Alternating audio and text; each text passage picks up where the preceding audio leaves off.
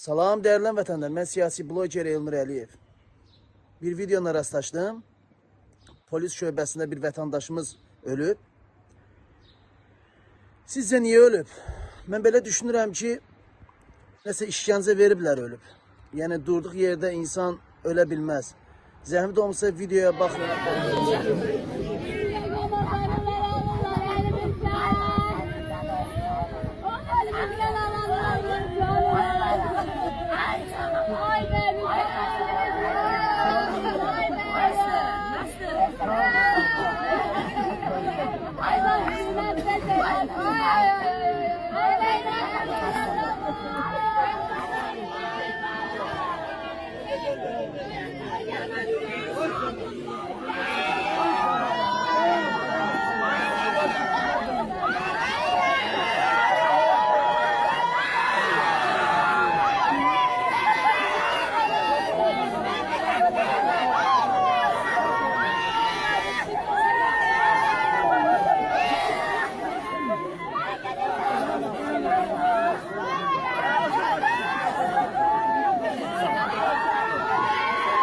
Özünüz qərar verin. Niyə ölüb?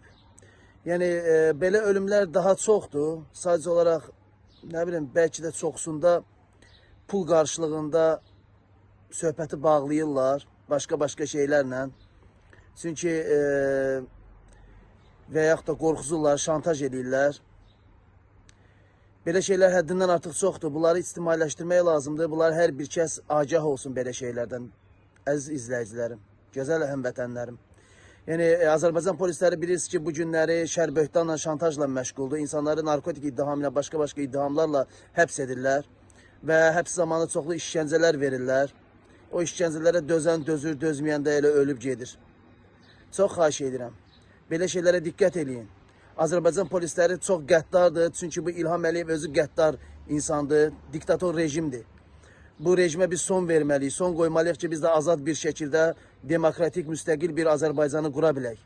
Sizin bizlərə, biz blogerlərə dəstəyiniz lazımdır. Sizin dəstəyinizə ehtiyacımız var. Çox xahiş edirəm. İlham Əliyev sevərləri rədd eləyin. Onlardan ünsiyyət qurmayın, onlardan uzaq durun. Nə qədər ki, belə insanlar sizin ətrafınızda olacaq, valla sizə bir nömrəli torbamızı tikən elə insanlar olacaq. 300-355 manat, 345 manat qarşılığında. Belə insanlardan uzaq olun. Qohumunuz belə olsa, doğma qardaşınız belə olsa uzaq olun. Onlardan sizə ömür boyu xeyir gəlməz.